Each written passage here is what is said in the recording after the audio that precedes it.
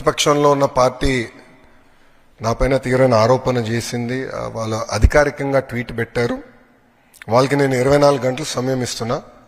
2,000 రూపాయలు నా బ్యాంక్ అకౌంట్కి వచ్చింది, నా జోబులోకి వచ్చిందని వాళ్ళు అంటున్నారు కనుక నిరూపించండి, లేదంటే ఆ స్టేట్మెంట్ విత్డ్రా చేయండి. ఈ రెండు చేయకపోతే చాలా తీవ్రమైన పరిణామాలు ఉంటాయి. లీగల్గా నేను దీనిపైన ముందరికి వెళ్ళాలని నిర్ణయించుకుంటాం జరిగింది.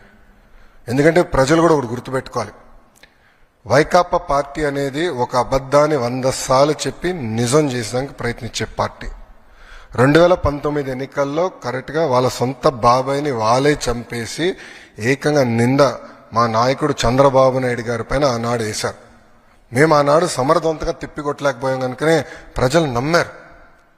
కానీ ఇప్పుడు చూడండి, చెల్లెలు చెప్తున్నారు ఏం జరిగిందో. అసలు అబద్ధాలు చెప్పి ప్రజలు